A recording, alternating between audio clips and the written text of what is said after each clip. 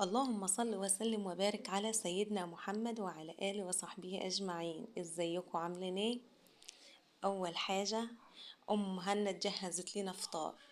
كان في جبنة رومي وجبنة بيضة، وعملت بيض. أيوة، عملت قرص بيض كده على السريع، بيض مقلي يعني.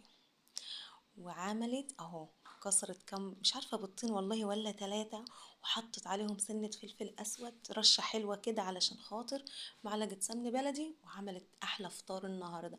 التوست الاسود الاسمر ده احنا بنحبه، وبنحب اللي بالشوفان كمان. فكان في جبنة كمان اللي هي الجبنة الكريمي.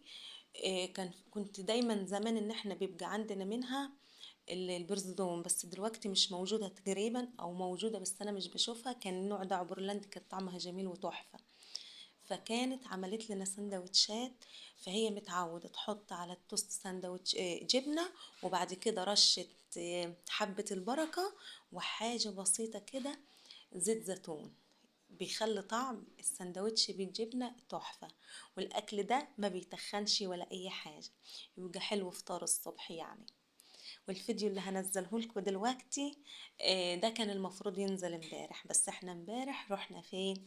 نزلنا اتفسحنا وغيرنا جو، فرجعت متأخر فملحقتش ان انا انزل الفيديو. وطبعا مفيش تجمعات من غير محشي، ما ينفعش اي مكان نتجمع فيه لازم نعمل فيه محشي. ما كانش اول يوم يبقى تاني يوم تالت يوم، مفيش مشاكل. المهم ان الايام اللي نقعدها مع بعض عند امي ولا عند اخواتي نعمل فيها محشي. كنتوا سألتوني يا ام احمد، انت بتقولي اخويا ابو كريم ومرات اخويا ام مهند. واخويا معاه كريم ومهند ونور، فعادي ام كريم ابو كريم وام مهند ابو مهند، مش هتفرق يعني، عادي. قولوا اللي تقولوه، مفيش مشاكل. هنا كانت عملت السندوتشات خلاص، وكنا في الوقت ده فطرنا. وهناك الفطار بيبقى بعد الظهر، اللي هو ايه، طول الليل سهر، بينام يعني بيصلوا الفجر ويناموا. وبالنهار يعني الفطار بيبقى بعد الظهر، والعشاء بيبقى متأخر. عكسنا احنا هنا زي ما قلت لكم قبل كده في الفيديو. حطت شرايح خيار وحاجات بسيطة، فلفل أحمر ألوان، وعملت السندوتشات زي ما شفتوا اهو. وده كان الفطار، وبعد كده دخلنا على تجهيزات الغداء، هتشوفوا معايا دلوقتي. يا رب، لا إله إلا الله محمد رسول الله. كنت سألتوني أخوك ساكن فين يا أم أحمد؟ أخويا ساكن في العبور يا حبايبي. كانت هما هناك ايه، لو مش في وقت ينزلوا السوق مفيش مشاكل. هنا جابت كمية زيت شوية حلوين، حوالي نص كوباية وأزيد، وحطت عليهم معلقة سمنة بلدي، ونزلت بكمية بصل. هما بيحبوا يكتروا البصل في المحشي. وعلى فكرة المحشي لما يكون البصل كتير فيه بيبقى مسكر وجميل. وبتحب تعمل اللي هو ايه، تشوح البصلية شوية وبعد كده تنزل عليها بعصير الطماطم. فلو مش فاضية تنزل السوق مفيش مشاكل، الخضار بيجيلها لحد عندها. معاها الرقم بتاع الناس اللي عندهم الخضار او عندهم اي حاجة او سوبر ماركت او كده، بتطلع لهم الحاجة لحد البيت. فطلبت الكرنب وطلبت ورق عنب وكله. واحنا بصوا مفيش كلام، واحنا قاعدين كل حاجة جات. كان الموضوع سهل جدا، والمحشي ما كانش فيه اسهل منه. في الوقت ده كانت عملت التسبيكة للمحشي، والمفروض ان هي نزلت راحت مشوار هي واخويا. فما كانش، كنت طبعا لازم هكمل انا. الطماطم دي هي حط عليها معلقة صلصة، وحط عليها معلقة هريسة شطة. وهنا بدأت أنا استلم بقى، أنا كنت بصور وهي كانت بتعمل. لما نزلت المشوار أنا هكمل بدالها. كنت أنا ناديت على ميار، قلت لها تعالي صوري بقى يا ميار، كملي انت التصوير. وأنا كملت التسبيكة، حطيت البهارات اللي احنا متعودين نحطها للمحشي، فلفل وكزبرة وكمون. وكانت الطماطم اتسبكت زي ما انتوا شايفينها اهو، ما شاء الله عليها. وكانت في الوقت ده كانت نزلت معاها بنص معلقة توم مفروم. كان من بدري يعني استوت واتسبكت مع الطماطم. حطيت رشة ملح كمان عشان ما كناش مملحين خالص.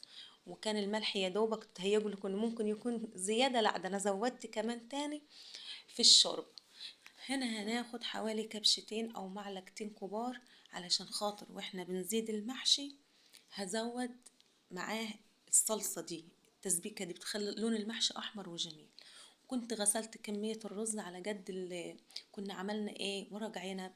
ورق العنب ده غدار، تشوفوا تقولوا مش هياخد، لكن هو اكتر حاجة بياخد رز. ف كان الحمد لله حتى لما رجعوا من المشوار قلت لهم الرز كان على قد الورق والبدنجان والكرنب بالظبط، مفيش ولا حاجة اتبقت من البدنجان والفلفل ورق العنب، ولا حاجة ولا أي رز اتبقى، سبحان الله كله كان بالظبط. هنا عندها خضرة بتبقى حطاها في الفريزر زي ما انتوا شايفينها اهو، كزبرة وشبت وبقدونس، وحطاه في الفريزر. فاحنا لما بيكون عندنا خضرة في الفريزر بنطلعها على وقت ما احنا هننزل بها على الرز على طول.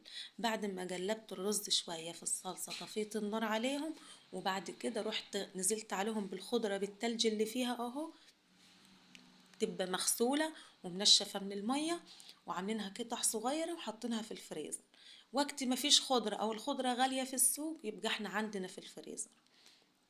هنا كنت جورت البدنجان، وكانت هي سلقت ورق العنب ورصته انا وهي قبل ما تنزل، وكنا سلقت الكرنب. وكنت بوريكم ان حاجة المحشي ما غير ان هي هنحشي بس. في الوقت ده كنت انا غسلت قبل ما اقعد احشي، كنت انا غسلت البط. غسلت البطية كانت مطلعاها من الفريزر من بدري، وانتوا عارفين طريقتي في غسيل الطيور، غسلتها بملح وبليمون، خليتها زي الفل. قعدت احشي، قلت لهم بصوا، قلت الميار ونور بنت اخويا تعالوا احشوا ورق العنب وانا هحشي الباذنجان والكرنب، ولو خلصت قبليكم هكمل معاكم. قالوا خلاص ماشي. قعدت ميار وقعدت نور حشوا هم ورق العنب، يعني ما عملتش معاهم حوالي 10 صوابع. كنت كل شوية أشجعهم وأحط إيدي معاهم في كام صباع وأروح نقلة على البتنجان والكوسة والكرنب. هو الكرنب خد وقت شوية معايا علشان كنا طبعا بيحب الصباع يكون صغير كده وجميل. هنا حطيت في الحلة بصلاية صغيرة ومعاها طماطمية صغيرة، وبدأت أحشي ورق العنب. ورق العنب بتاع الأيام دي غير في لما بيبقى لسه طالع أو لما يبقى له طالع أسبوعين أو 3، بيبقى دلوقتي الورق صغير. فايه لو كانت الورقة صغيرة انا هحط ورقتين جنب بعض واحشي، لو كانت الورقة كبيرة خلاص نعملها وحديها. وفي ورق عنب بيبقى الورقة كبيرة قوي زيادة عن اللزوم بقسمها 2، اللي هو ايه ما يحشيش ورق العنب يبقى كلها ورق كده، لا عايزين نحس بطعم الحشوة فيه. والمحشي ما بيتاكلش من غير شطة، حط شوية شطة للمحشي تاكله أحلى محشي. الحمد لله عملته وسويته كمان، عقبال ما طلعوا كان المحشي استوى وكنت مخلصة كل حاجة. كان طعمه جميل وعجبهم الحمد لله يعني.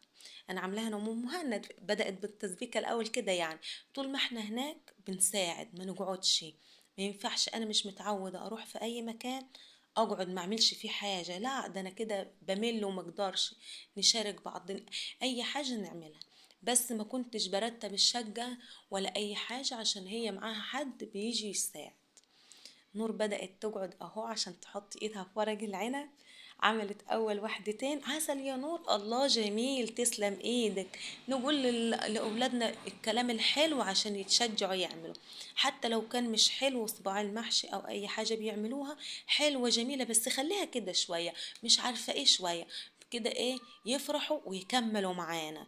لكن لا مش حلو، لا ظبطي، لا قومي انت ما تعمليش، ما كده عيالنا مش هتتعلم. احنا ممكن نعدل عليهم من غير ما يحسوا، لكن ما نقول لهمش مش حلو في وشهم ويزعلوا وما يعرفوش يعملوا. وهي كده كده يعني ما شاء الله عليها، هم قاعدين في العبور اهو، ويعني مش بتدخل المطبخ كتير بس شاطرة يعني، امها معلماها. طول ما هي ما بتكون في الاجازة تقف مع مامتها وتعمل. انا حشيت معاهم الشوية دي، وبعد كده رحت نقلت على الكرنب الاول، وبعد كده دخلت على البدنجان وكان كام صباح فلفل.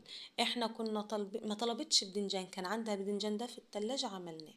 هنا كنت خلصت المحشي وكان البط غسلته من الملح والليمون، عملت طماطمايه وبصلايه ونزلت عليها بفلفل وكزبرة، وبدأت ان انا انزل على البطية كلها اغلفها بالتوابل الحلوة دي مع البصل مع الطماطم.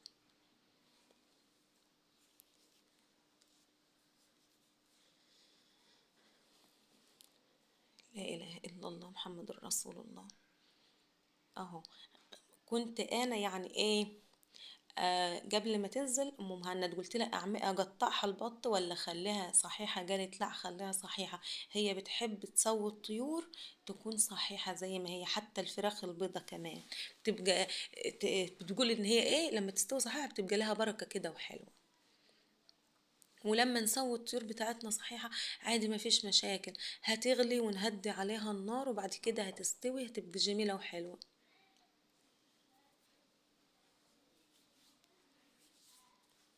في الوقت ده كنت خلصت البط اهو، وقلت خلاص انا هعمل بالسكينة شرايح صغيرة في الصدر اهو علشان خاطر تستوي وتبقى حلوة كده ومتشربة من التتبيلة دي ومن الشوربة وتبقى لها طعم حلو.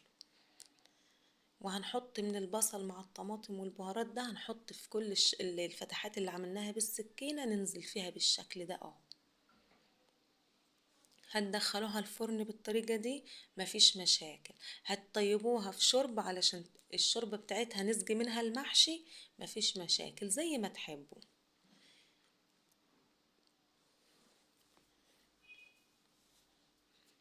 ولازم لما نكون بنعمل بط او فراخ اي نوع طيور نكون بنسويه صحيح، لازم نكتف الطيور بتاعتنا، ما نحطش الطيور في الحلة او في الصينية في الفرن وهي مش متكتفة. يا اما تكتفوها يا اما بورق فويل كده وتلفوه على الرجل، ما تبقاش ايه محطوطة من غير ما انتوا تكتفوها، يعني مش تكون احسن حاجة. كنت هنا ما سخنتش ميه، كنت حطيت الحله ومولع عليها البوتاجاز من بدري. فرحت قلت خلاص انا هنزل بالبط بالشكل ده، وبعد كده البصل اللي نازل منه هحطه وهخليها يعني تغلي غلوتين في البصل والميه اللي هتنزل منها. وبعد كده هزودها ميه على قد المحشي ما هعمل. لو فاض شويه كنا هنعمل شرب بتاع ملوخيه او شوربه، فقالوا لو قلت ايه لو عملنا ملوخيه ولا شوربه اللي هو ايه المحشي مش هيتاكل جو، فاحنا خلينا في المحشي احسن. ما الملوخيه على طول بنعملها والشوربه على طول بنعملها. خليت البطايه شويه غلت على النار في البصل وبعد كده زودتها ميه سخنه. وهنا بوريكم المحشي كان خلص اهو. هنا ورق العنب حطيت على الوش، يا اما تحطوا دبس رمان يا اما تحطوا شرايح ليمون. وهنا البدنجان والفلفل خليتهم في حله لوحديهم. الشوربه فيها بصل وفيها طماطم فلازم اصفيها. جبت حله وجبت مصفى اخد شويه الشوربه اصفيهم، وبعد كده ايه نزود بيهم كل انواع المحشي اللي احنا عاملينها. كنا هنعمل ممبار كمان بس نسيت ام مهند تطلعه من الفريزر، افتكرنا في الاخر. بس كده تمام وزي الفل وكان احلى محشي. ابقوا جربوا المحشي بالطريقه دي هيعجبكم. هو في ناس كتيره بتقلله يعني ايه تشوح له البصليه شويه، وفي ناس تاني كتيره برضو بتعمل ايه كله ني في ني زي ما انا متعود اعمل. وفي تلك الحالتين بيبقى جميل وزي العسل. المهم ان احنا نسبك الطماطم كويس. هنا حطيت على الكرنب معلقه سمنه بلدي، لو في زبده ماشي زبده، مفيش زبده يبقى سمنه بلدي. وحطيت حاجه بسيطه كمان على الورق العنب والباذنجان، حاجه بسيطه خالص لكن اهم حاجه الكرنب. كانت الشوربة دسمة كمان. أنا مش حاطة السمنة أو الزبدة عشان الشوربة خفيفة أو مش دسمة، لا عشان إحنا متعودين نحط على الكرنب يا إما زبدة يا إما سمنة عشان بتخلي طعمه حلو في الأكل وجميل، تحسوا إنك بتاكلوا قشطة. فاهميني؟ وأنا لما بكون بزود المحشي مش بكتر الزيادة في ورق العنب، لا ورق العنب هتشوفوا دلوقتي خليتها قد ايه. الكرنب بيبقى عنده نص الحلة، ورق العنب البدنجان بيبقى عنده نص صباع البدنجان او الفلفل. خلاص كان هنا الاكل خلاص داخل على سوا، خلاص المحشي كنت مهدية عليه النار وسايباه. وانا بحشي البدنجان والفلفل نور بنت اخويا طلبت ان انا ازود الشوربة اكتر في البدنجان، بتحبه يكون فيه صوص احمر، الصلصه الحمرا دي هي بتحب كده. فرحت قلت لها ماشي مفيش مشاكل. مرضتش اعمل ورق العنب تورتايه، رحت كبيته كده بالحله في كل صينيه. كنت بوريكم اهو هي قصدها على الصوص الاحمر ده، فرحت نزلت منه شويه في البوله الصغيره دي علشان خاطر هي بتحب صباع المحشي ورق العنب او البتنجان وتنزل به في الصلصة الحمرا دي وتاكل بيه على طول، بيبقى طعمه جميل وحلو. وهنا كنت البط طلعته من الفرن وحطيت له، لا من الشوربة، وحطيت لها دهنة سمنة زي ما انتم متعودين تشوفوني، وحطيناها في الفرن خدت اللون الذهبي الجميل ده. ويا رب الفيديو يكون عجبكم وتكونوا استفدتوا. ولو عجبكم الفيديو لايك وشير وسبسكرايب، والسلام عليكم.